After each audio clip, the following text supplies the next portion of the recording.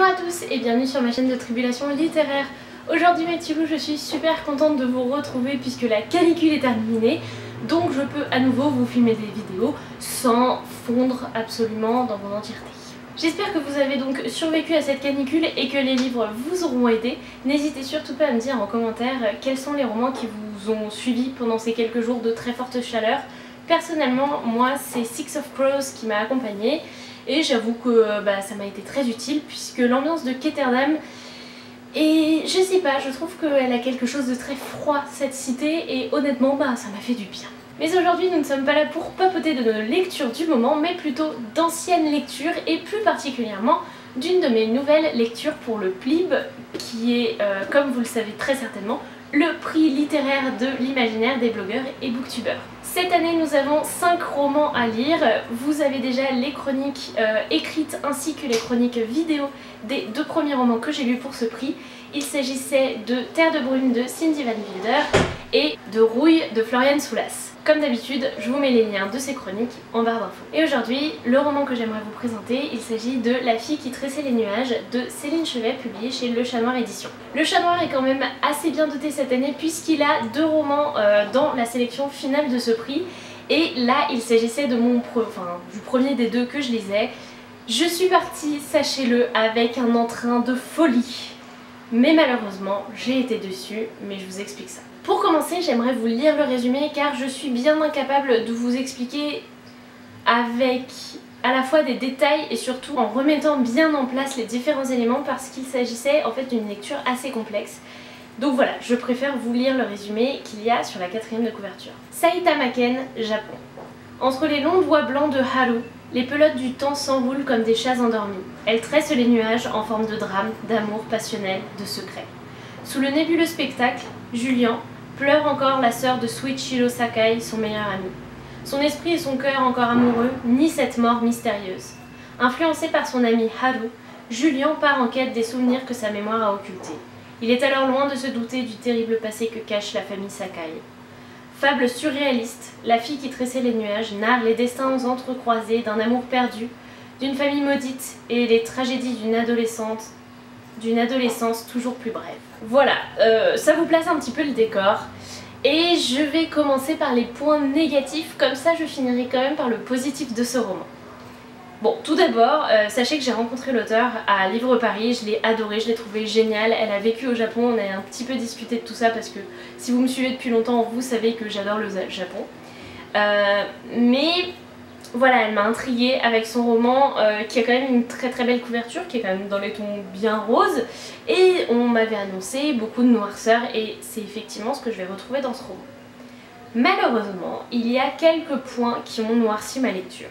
Tout d'abord, je tiens à dire que l'écriture de Céline Chevet est splendide. Elle a, ça se sent d'ailleurs un peu dans le résumé, je sais pas si vous l'avez senti. Elle a une plume très très poétique, elle sait choisir les mots, ses phrases retranscrivent parfaitement les atmosphères qu'elle essaye de nous donner. Et ça, j'ai trouvé ça splendide. Mais par ailleurs, moi personnellement, en tant que lectrice, je n'ai pas accroché pleinement à cette écriture. Et c'est hyper malheureux de ma part. Ça ne veut pas dire que je ne lirai jamais d'autres romans de cet auteur, bien au contraire, je compte réellement m'y replonger avec bonheur et avec entrain. Mais malheureusement, ici, ça ne l'a pas fait avec moi. C'est comme si en fait j'avais une espèce de vitre entre moi et ce qui se passait et j'ai pas l'habitude de ça avec les romans. En général je suis plutôt quelqu'un, je rentre facilement dans une histoire et c'est comme si je voyais les décors autour de moi, comme si je pouvais toucher les personnages, je suis vraiment là avec eux. Ici, du fait de son écriture, mais qui l'a pas fait avec moi, je me suis retrouvée un petit peu comme derrière une glace, comme si je voyais tout ce qui se déroulait à travers une fenêtre. Et j'ai pas aimé parce que ça m'a donné une distance que j'aurais pas voulu avoir. Mais ça, honnêtement, c'est un ressenti parfaitement personnel, donc je vous le dis, moi je n'ai pas accroché, mais franchement, lisez quelques pages, ça se trouve, vous saurez accrocher avec l'écriture de l'auteur. Le second point, qui est noir pour moi, très clairement, et pas du tout un point qui a un lien avec l'histoire ou l'écriture de l'auteur, non, c'est un problème éditorial. En fait, l'auteur va utiliser énormément de retours dans le passé, puis on revient dans le futur, on va de temps en temps changer également de point de vue, donc du coup c'est une narration complexe. Après, il en existe énormément et moi en général j'apprécie ça. La preuve, Véridienne, que je vous présentais dans mon précédent update lecture, il y a énormément de points de vue différents, il y a des retours dans le passé, mais j'ai apprécié tout de même. Ici, ce qui m'a dérangé, c'est que éditorialement parlant, j'ai manqué de lien. En fait, pour moi, quand on revient dans le passé, il faut un saut de ligne, il faut peut-être 3 petites étoiles ou un truc, il me faut un changement d'écriture, il me faut quelque chose qui indique bien au lecteur, attention, nous ne sommes plus dans l'exact même lieu avec les mêmes personnages que précédemment, là on change de situation. Et ça m'a énormément manqué parce que je mettais souvent quelques minutes à me dire « Ah merde, là on a changé de situation, en fait on était dans le passé ». Mais j'ai dû lire un énorme paragraphe où je ne comprenais rien avant de comprendre ça. Et je trouve ça hyper dommage, surtout que c'est pas du tout lié à l'auteur, bien au contraire. C'est vraiment pour moi un travail éditorial qui est manquant ici. Et malheureusement, à chaque fois, ça m'a sorti de ma lecture. Et c'était hyper frustrant parce que je commençais à être dedans machin, j'avais mais rien contre le fait d'utiliser des retours dans le passé, bien au contraire, mais tout à coup, du coup je vais dans le passé mais j'ai aucun indicateur et du coup je comprends rien à ce qui s'est passé précédemment, quel est le lien, etc. Et franchement c'était hyper dommage parce que déjà que j'avais pas accroché avec l'écriture de l'auteur, mais ça c'est personnel. Mais là, l'intrigue commençait à me plaire, je commençais à être prise et à cause de toutes ces réflexions que j'étais obligée de me faire en me disant mais tiens c'est super bizarre, où est-ce qu'on en est, avec qui on est, du coup à chaque fois ça me sortait de ma lecture et ça fait que je n'ai pas du tout apprécié ce roman à sa valeur.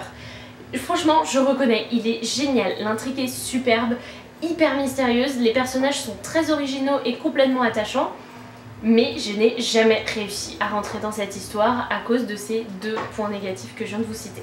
Et honnêtement, le fait que j'ai pas accroché avec l'écriture de l'auteur, je suis frustrée personnellement, mais c'est pas grave. Mais le fait que éditorialement il manque des trucs qui pour moi sont primordiaux, franchement je suis voilà. Après c'est ce que je vous disais, il va y avoir des personnages très intéressants. Julien est un peu perdu dans sa vie, très clairement. Il vient de perdre l'amour, ce qu'il considère comme l'amour de sa vie. Il ne se souvient même pas du jour de sa mort, de ce qui s'est passé. Tout ça est très mystérieux. Il a une amie qui est toujours très effacée et que les gens ont tendance à oublier, qui va l'aider dans sa quête. On a ce meilleur ami qui est encore même entouré de mystère parce qu'il sait comment sa sœur est morte mais il va pas répondre aux questions de Julien. Donc voilà, on a plusieurs personnages qui gravitent les uns par rapport aux autres et c'est super intéressant. En plus elle va nous introduire une espèce de légende que j'ai trouvée incroyable, qui a la force d'une légende qui est vraiment concrète et en plus une légende qui apporte une touche de féminisme au récit, donc j'ai trouvé ça super intéressant. Mais voilà, malheureusement j'ai jamais réussi à rentrer totalement dans cette histoire, mais je ne peux quand même que vous recommander la lecture de ce roman. Je sais, c'est paradoxal, mais à la fois je l'ai trouvé vraiment excellent ce roman. J'ai rien à part les 2 éléments que je vous ai dit, mais du coup je demande pas à ce qu'il soit réécrit, je demande quelques sauts de ligne, et c'est même pas de la part de l'auteur que ça devrait venir. Donc honnêtement, c'est un excellent roman, mais malheureusement pour moi ça ne l'a pas fait. Et donc du coup par contre je ne peux pas le monter à la première place du podium. Pour l'instant il reste à la 3e place pour moi. Après c'est juste que voilà, j'ai décidé de mettre mon ressenti avant tout. J'ai préféré d'autres romans. Mais voilà, c'est que un avis personnel et honnêtement je suis hyper déçue d'avoir été déçue.